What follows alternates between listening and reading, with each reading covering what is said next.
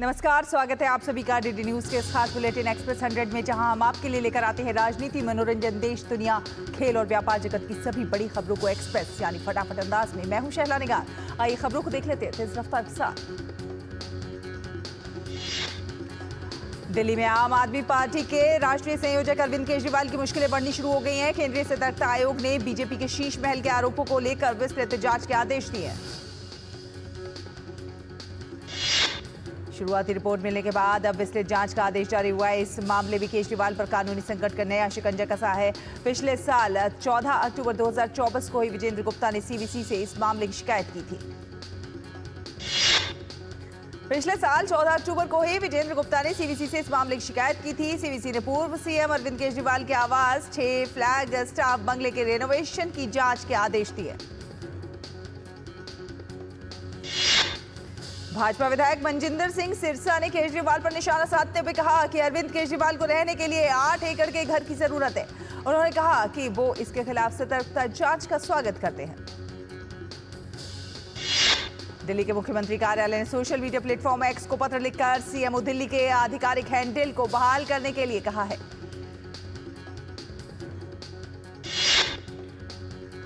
गौरतलब है कि इसका नाम कथित तौर पर पूर्व मुख्यमंत्री अरविंद केजरीवाल के कहने पर बदलकर केजरीवाल एक्ट वर्क कर दिया गया था। भाजपा ने इसे लेकर केजरीवाल के खिलाफ हमला बोलते हुए एलजी से पूरे प्रकरण की जांच कराने की मांग की थी। दिल्ली में सरकार गठन को लेकर बैठकों का दौर जारी है। कल देर शाम भाजपा के संगठन महामंत्री बीएल संतोष ने प्रदेश अध्यक्ष वीरेंद्र सचदेवा, केंद्रीय राज्य मंत्री हर्ष मल्होत्रा, चुनाव सह प्रभारी अतुल गर्ग, प्रदेश संगठन महामंत्री पवन राणा के साथ बैठक की। वहीं भाजपा के राष्ट्रीय अध्यक्ष जेपी नड्डा, गृह मंत्री अमित शाह और अन्य नेताओं की कई बैठकें हो चुकी हैं। नड्डा दिल्ली के कई विधायकों से भी अलग अलग मिल चुके हैं। राजौरी गार्डन के विधायक और पार्टी के राष्ट्रीय सचिव मनजिंदर सिंह सिरसा ने कहा कि जल्दी ही पर्यवेक्षकों की नियुक्ति की जाएगी। उसके बाद भाजपा विधायक दल की बैठक होगी। दिल्ली में भाजपा के राष्ट्रीय महासचिवों की बड़ी बैठक बुलाई है। ये बैठक आज शाम 4 बजे बीजेपी के केंद्रीय मुख्यालय में बीजेपी के राष्ट्रीय अध्यक्ष जेपी नड्डा की अध्यक्षता में होगी। इस बैठक में भाजपा के नए अध्यक्ष और संगठन से जुड़े मुद्दे पर चर्चा हो सकती है। संगठनात्मक चुनावों के मद्देनजर संसदीय बोर्ड के सदस्य के लक्ष्मण को राष्ट्रीय चुनाव अधिकारी नियुक्त किया गया। कांग्रेस ने एक के बाद एक कई विधानसभा चुनावों में निराशाजनक प्रदर्शन के बाद कल अपने राष्ट्रीय संगठन में बड़ा फेरबदल किया। पार्टी ने छत्तीसगढ़ के पूर्व मुख्यमंत्री भूपेश बघेल और राज्यसभा सदस्य सैयद नासिर हुसैन को महासचिव बनाया है। बिहार, झारखंड, हिमाचल प्रदेश, मध्य प्रदेश, हरियाणा, तेलंगाना के पार्टी प्रभारियों को बदलते हुए 9 नए प्रभारियों की नियुक्ति की गई है। रजनी पाटिल, वीके हरिप्रसाद और मीनाक्षी नटराजन समेत 9 नेताओं को अलग अलग प्रदेशों का प्रभारी नियुक्त किया गया। प्रयागराज मिर्जापुर हाईवे पर शुक्रवार रात 2 बजे कार और बस के बीच जबरदस्त भिड़ंत हो गई। टक्कर इतनी भयानक थी कि हादसे में कार सवार सभी 10 श्रद्धालुओं की मौत हो गई। वहीं बस सवार 19 लोग घायल हुए, जिनका इलाज जारी है। पुलिस के मुताबिक बोलेरो कार सवार सभी श्रद्धालु छत्तीसगढ़ के कोरबा जिले के तेजो महाकुंभ में शामिल होने के लिए जा रहे थे। तभी मेजा इलाके में मध्य प्रदेश की ओर से जा रही श्रद्धालुओं से भरी बस से कार की भिड़ंत हो गई और हादसे में बोलेरो के परखच्चे उड़ गए। राष्ट्रपति द्रौपदी मुर्मू ने उत्तर प्रदेश के प्रयागराज हुए हादसे का दुख जताया है। साथ साथ मृतकों के परिवारजनों के प्रति शोक संवेदना भी व्यक्त की है और घायल हुए सभी लोगों के शीघ्र स्वस्थ होने की कामना की है। मुख्यमंत्री योगी आदित्यनाथ ने मिर्जापुर प्रयागराज हाईवे पर हुए सड़क हादसे पर दुख जताते हुए संज्ञान लेते हुए घायलों के समुचित उपचार के निर्देश दिए हैं। हादसे में हुई जनहानि पर गहरा शोक व्यक्त किया।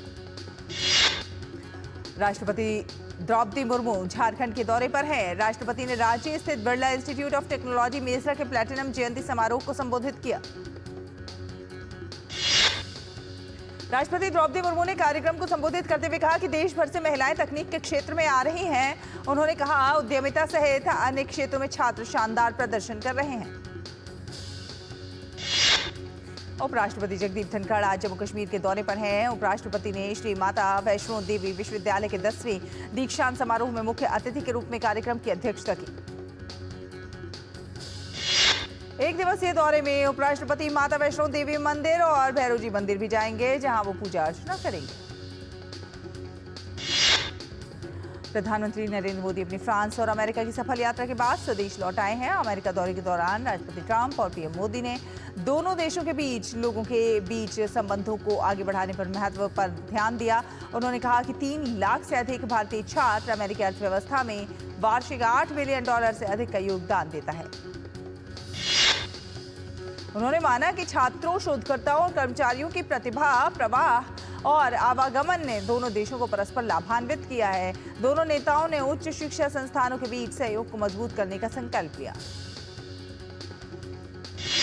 केंद्रीय शिक्षा मंत्री धर्मेंद्र प्रधान ने अमेरिकी प्रधानमंत्री नरेंद्र मोदी के अमेरिकी दौरे की सफलता पर सोशल मीडिया एक्स पर तस्वीरों के साथ लिखा है, MAGA+MIGA विकास, समृद्धि और लोगों से लोगों के संबंधों को बढ़ावा देने के लिए एक मेगा साझेदारी।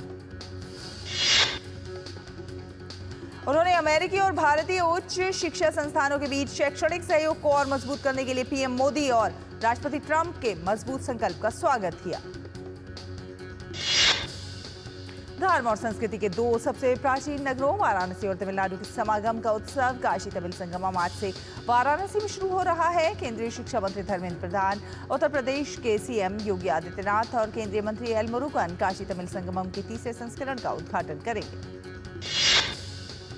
वाराणसी में इस 10 दिवसीय कार्यक्रम के दौरान अलग अलग क्षेत्रों से जुड़े लगभग 1200 प्रतिनिधि तमिलनाडु से इस कार्यक्रम का भाग बनेंगे।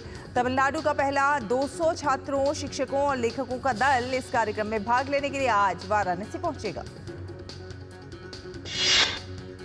तमिल मेहमानों के स्वागत के लिए भव्य स्तर पर तैयारियां की गई हैं। प्रतिभागी काशी के अलावा प्रयागराज और अयोध्या का भी दौरा करेंगे। कार्यक्रम में शामिल होने को लेकर इनमें काफी उत्साह देखा जा रहा है। IRCTC के CRM अजीत कुमार सिन्हा ने बताया कि काशी तमिल संगमम के 3रे संस्करण के अतिथियों का स्वागत धूमधाम से किया जाएगा। सभी मेहमानों के लिए भ्रमण के साथ साथ उनके खान पान, रहने की व्यवस्था भी IRCTC के द्वारा किया जा रहा है।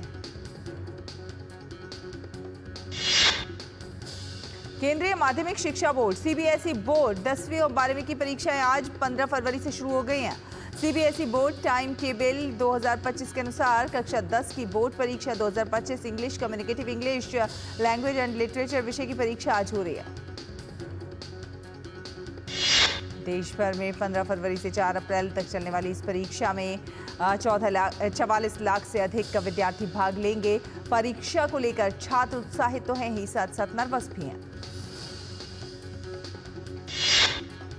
विदेश मंत्री डॉक्टर एस जयशंकर ने भारत के लोकतंत्र की दिशा पर आशा जताई है। उन्होंने जोर देकर कहा है कि भारत के लोकतंत्र ने अच्छा प्रदर्शन किया है। डॉक्टर जयशंकर कल जर्मनी में म्यूनिख सुरक्षा सम्मेलन में live to vote another day, fortifying democratic resilience विषय पर एक पैनल चर्चा में भाग लिया।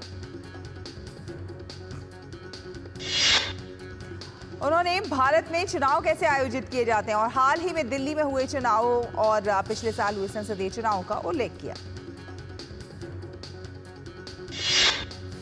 विदेश मंत्री ने कहा कि वे इस बात से सहमत नहीं हैं कि विश्व स्तर पर लोकतंत्र संकट में है और उन्होंने भारत के लोकतंत्र पर प्रकाश डाला। विदेश मंत्री डॉक्टर एस जयशंकर ने म्यूनिख सुरक्षा सम्मेलन से इतर अपने यूक्रेनी समकक्ष एंड्री सिबिहा के साथ बैठक की। इस दौरान दोनों नेताओं ने यूक्रेन संघर्ष के समाधान के लिए चल रहे प्रयासों पर बातचीत की। विदेश मंत्री डॉक्टर एस जयशंकर ने जर्मनी के रक्षा मंत्री बोरिस पिस्टोरियस से मुलाकात की। दोनों नेताओं के बीच द्विपक्षीय सहयोग और यूक्रेन के विकास पर बातचीत हुई। छत्तीसगढ़ के दंतेवाड़ा जिले के अरनपुर गांव में एक युवक की हत्या करने वाले 7 नक्सलियों को पुलिस ने गिरफ्तार किया है। रात के समय घर में घुसकर नक्सलियों ने पहले युवक को घर से घसीटकर बाहर निकाला, फिर धारदार हथियार से उसका बेरहमी से हत्या कर दी।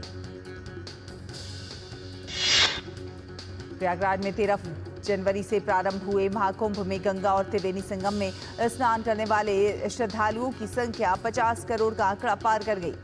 आज सुबह तक 35 लाख से अधिक लोग स्नान कर चुके हैं। महाकुंभ दुनिया का पहला आयोजन बना जहां 50 करोड़ से अधिक लोग प्रत्यक्ष सहभागी बने। मानव इतिहास के किसी आयोजन में इतनी बड़ी संख्या में लोगों के सहभागी होने के प्रमाण नहीं।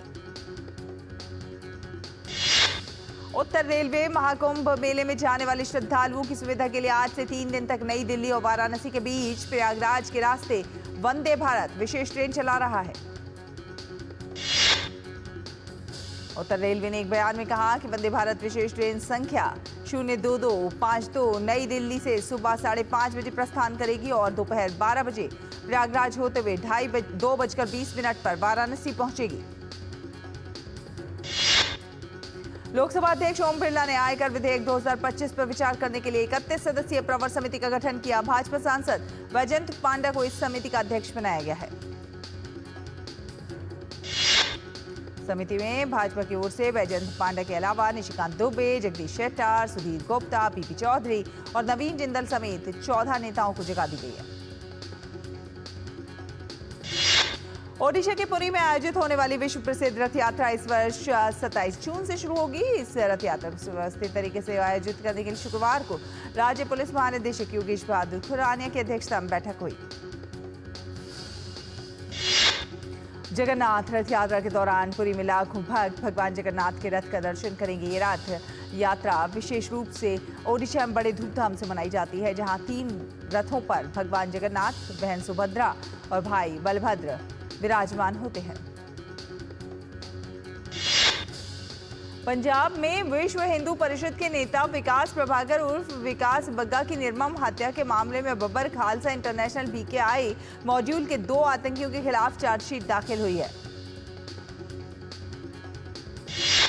संभल पुलिस ने शाही जामा मस्जिद के दूसरे सर्वे के दौरान हुई हिंसा में शामिल 74 उपद्रवियों की पहचान के लिए सार्वजनिक स्थानों पर पोस्टर चस्पा किए हैं। महाराष्ट्र की देवेंद्र फडणवीस की सरकार लव जिहाद के खिलाफ कानून बनाएगी। इसके लिए राज्य सरकार की ओर से राज्य पुलिस महानिदेशक के नेतृत्व में 7 सदस्यीय समिति का गठन किया गया। नई दिल्ली के मेजर ध्यानचंद स्टेडियम में 16 से 24 फरवरी के बीच आदि महोत्सव का आयोजन हो रहा है। महोत्सव का उद्घाटन राष्ट्रपति द्रौपदी मुर्मू द्वारा किया जाएगा। इस साल महोत्सव में 240 दुकानें लगेंगी, जिसमें 25 स्टॉल जैविक उत्पादों के भी होंगे। उत्साह और जोश के साथ शुरू हुआ भारत टेक्स एक्सपो 2025। भारत सरकार के टेक्सटाइल मंत्री गिरिराज सिंह ने भारत मंडपम का दौरा किया। वहीं प्रधानमंत्री नरेंद्र मोदी 16 फरवरी को भारत मंडपम में भारत की टेक्स एक्सपो में शिरकत करेंगे। रुकेंगे एक छोटे से ब्रेक के लिए। ब्रेक के उस पार फटाफट अंदाज में खबरों का सफर अभी जारी रहेगा। देखते रहिए एक्सप्रेस 100।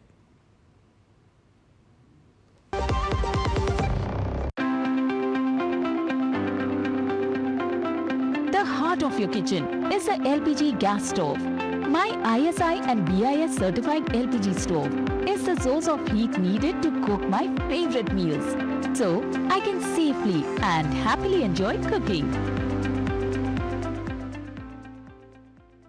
जब धरती चीर कर निकलता है लोहे का पत्थर और मिलता है मोंगिया के जोश से, फिर तपता है, पिघलता है और बनता है फौलाद। अब होता है सरिया सारी खूबियों के साथ। मोंगिया स्टील, मजबूत देश का मजबूत सरिया। ब्रेक के बाद स्वागत है आपका। आप देख रहे हैं एक्सप्रेस 100। रुक करेंगे कुछ अन्य खबरों का। खाद्य वस्तुओं की मुद्रास्फीति में आई तेज गिरावट। जनवरी में ये घटकर 5.88% रह गई, जो दिसंबर 2024 में 8.47% थी। सब्जियों की महंगाई दर 20% घटकर 8.35% हुई। दिसंबर 2024 में ये 28.65% थी। ईंधन और बिजली श्रेणी में जनवरी में मुद्रास्फीति 2.78% घटी, जबकि दिसंबर में ये 3.79% थी। भारतीय रिजर्व बैंक ने न्यू इंडिया कोऑपरेटिव बैंक पर धन की हेराफेरी के आरोपों के खिलाफ बड़ा एक्शन लेते हुए 6 महीने का प्रतिबंध लगाया। आरबीआई ने कहा कि बैंक की मौजूदा नकदी स्थिति को देखते हुए निर्देश दिया गया है कि वो जमाकर्ता के बचत बैंक या फिर चालू खातों या किसी अन्य खातों से किसी भी राशि की निकासी की अनुमति ना दे। भारतीय रिजर्व बैंक ने नियामकीय नियमों के उल्लंघन के लिए 2 बैंकों नैनीताल बैंक और उज्जीवन स्मॉल फाइनेंस बैंक पर कुल 68.1 लाख रुपए का जुर्माना लगाया। भारत संचार निगम लिमिटेड ने मौजूदा वित्तीय वर्ष की तीसरी तिमाही में 262 करोड़ रुपए का मुनाफा कमाया, तो वहीं बीएसएनएल ग्राहकों की संख्या भी 9 करोड़ हुई। वहीं इस पर केंद्रीय संचार मंत्री ज्योतिरादित्य सिंधिया ने कहा कि भारत के दूरसंचार क्षेत्र के लिए ये बड़ा अहम दिन। उन्होंने उम्मीद जताई कि चौथी तिमाही में भी कंपनी के राजस्व में बढ़ोतरी होगी। टाटा समूह के चेयरमैन नटराजन चंद्रशेखरन को ब्रिटेन और भारत के व्यापारिक संबंधों में उनके योगदान और सेवाओं के लिए ब्रिटिश साम्राज्य के सबसे उत्कृष्ट ऑर्डर से सम्मानित किया गया। इलेक्ट्रॉनिक्स एवं सूचना प्रौद्योगिकी मंत्रालय ने आंकड़ों की सुरक्षा के लिए मसौदा नियमों पर विचार पेश करने की समय सीमा 15 दिन बढ़ाकर 5 मार्च की। ऑनलाइन मंच के जरिए कैब बुकिंग की सुविधा देने वाली कंपनी रैपिडो कर्नाटक में पिंक रैपिडो मोटरसाइकिल का अपना नया बेड़ा करेगी पेश। ये सेवा विशेष रूप से महिलाओं के लिए होगी। भारतीय राष्ट्रीय भुगतान निगम ने अब चार्ज बैक अनुरोधों के लिए स्वीकृति और अस्वीकृति प्रक्रिया को ऑटोमेटेड किया। आर्टिफिशियल इंटेलिजेंस क्षेत्र की अमेरिकी कंपनी ओपेनएआई के निदेशक मंडल ने उद्योगपति एलन मस्क की कंपनी को $97.4 अरब में खरीदने के प्रस्ताव को सर्वसम्मति से खारिज किया। अमेरिकी सेना में ट्रांसजेंडर्स की भर्ती पर लगी रोक। यूएस आर्मी ने अपने आधिकारिक एक्स अकाउंट पर पोस्ट कर किया ऐलान। अमेरिकी सेना ने यह भी कहा कि सैनिकों को लिंग परिवर्तन की भी इजाजत नहीं होगी। साथ साथ सेना ने लिंग डिस्फोरिया का इतिहास रखने वाले व्यक्तियों के लिए भी सभी नए प्रवेश रोक दिए हैं। इजराइल हमास के बीच सीज फायर डील के तहत आज हमास 3 इजरायली बंधकों को रिहा करेगा। इजराइल ने कहा है कि उसे गाजा पट्टी में हमास की कैद से रिहा होने वाले 3 बंधकों की सूची मिली है। हमास कैदियों के मीडिया कार्यालय ने बताया है कि 3 बंधकों के बदले में इजराइल द्वारा 369 फिलिस्तीनियों की रिहाई की उम्मीद है। जर्मनी के म्यूनिख सम्मेलन में अमेरिकी उपराष्ट्रपति जेडी वेंस ने रूस यूक्रेन संघर्ष खत्म करने को लेकर यूक्रेन के राष्ट्रपति ज़ेलेंस्की से मुलाकात की। इस मुलाकात में उपराष्ट्रपति वेंस ने ज़ेलेंस्की से कहा कि वो दोनों देशों के बीच शांति चाहते हैं। वहीं यूक्रेन के राष्ट्रपति वोलोदिमीर ज़ेलेंस्की ने देश यूक्रेन रूस युद्ध को समाप्त करने के लिए किसी वार्ता से पहले सुरक्षा गारंटी की मांग की है। इस बैठक से पहले ज़ेलेंस्की ने कहा कि वो रूसी नेता व्लादिमीर पुतिन से व्यक्तिगत तौर पर तब भी मिलेंगे जब अमेरिकी राष्ट्रपति डोनाल्ड ट्रंप के साथ एक सामान्य योजना पर चर्चा की जाएगी। अमेरिका के एक संघीय जज ने अंतर्राष्ट्रीय मानवीय सहायता और विकास कार्यों के लिए अमेरिकी मदद को फिर से शुरू करने का आदेश दिया और इस आदेश को लागू करने के लिए 5 दिनों की समय सीमा तय की। जज ने अपने फैसले में कहा कि ट्रंप प्रशासन ने ये नहीं बताया कि उसने सभी विदेशी मदद को एक साथ क्यों बंद किया है, जिससे दुनिया भर के हजारों संगठनों, व्यापारियों और कंपनियों के साथ अनुबंधों में अराजकता की स्थिति पैदा हुई। पाकिस्तान के अशांत बलूचिस्तान प्रांत में एक आईईडी विस्फोट में 11 कोयला श्रमिकों की मौत, 7 अन्य लोग घायल। उत्तराखंड में आयोजित हुए 38वें राष्ट्रीय खेलों का शुक्रवार को 18वें दिन हल्द्वानी में रंगारंग सांस्कृतिक कार्यक्रम के साथ समापन हो गया। 39वें राष्ट्रीय खेलों की मेजबानी मेघालय करेगा। 38वें राष्ट्रीय खेलों के समापन के मौके पर समारोह के मुख्य अतिथि केंद्रीय गृह मंत्री अमित शाह ने मेघालय के मुख्यमंत्री कोनराड संगमा को 39वें राष्ट्रीय खेलों की मेजबानी के लिए खेल ध्वज सौंपा।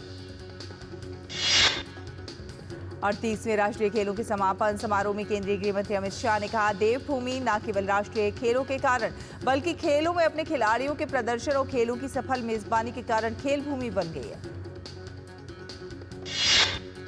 38वें राष्ट्रीय खेलों के समापन समारोह में मुख्य अतिथि केंद्रीय गृह मंत्री अमित शाह ने दोहराया कि भारत 2036 में होने वाले ओलंपिक खेलों की मेजबानी के लिए पूरी तरह है तैयार। मुख्यमंत्री पुष्कर सिंह धामी ने कहा, उत्तराखंड ने 38वें राष्ट्रीय खेलों के माध्यम से ग्रीन गेम्स का संदेश दिया है। प्रदेश में खेल वन का निर्माण किया जा रहा है, जिसमें 1600 पेड़ रोपे जाएंगे।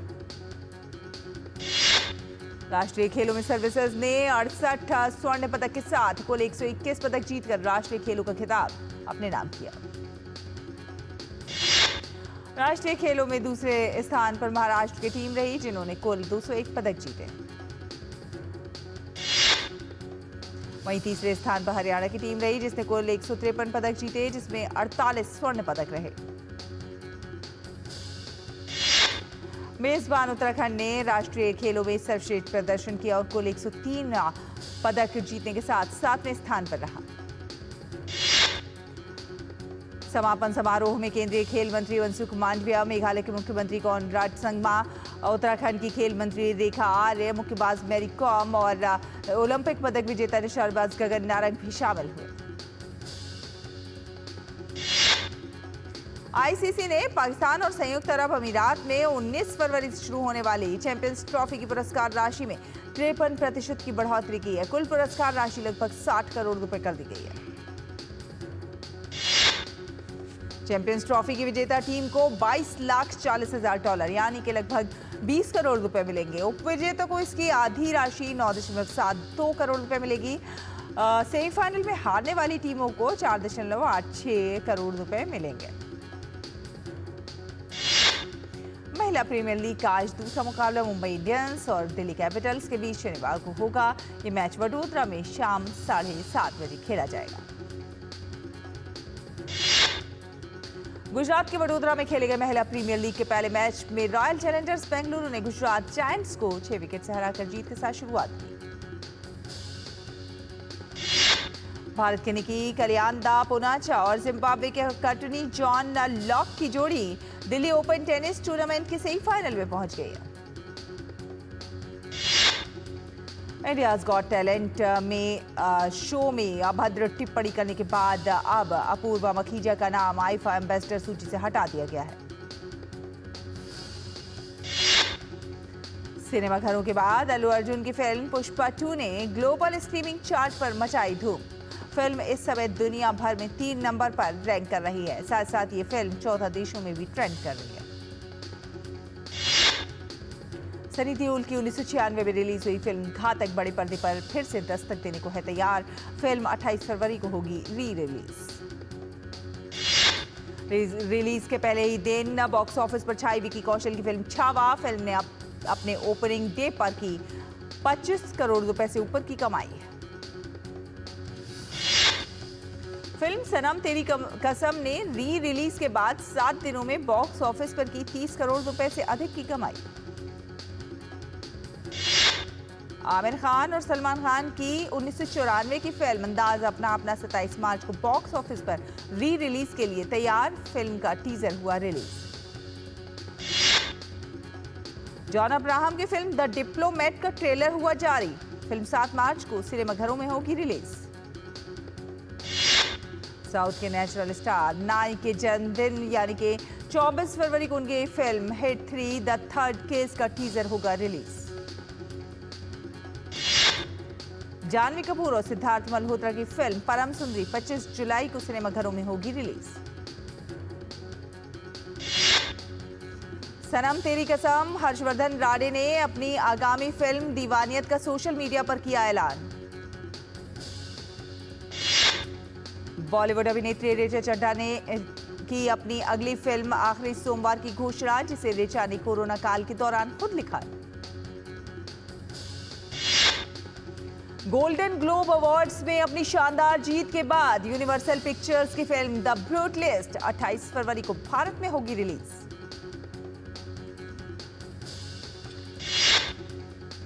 इसी के साथ एक्सप्रेस न्यूज में फिलहाल इतना ही। डीडी न्यूज पर खबरों का सफर लगातार जारी। आप देखते रहिए डीडी न्यूज। नमस्कार।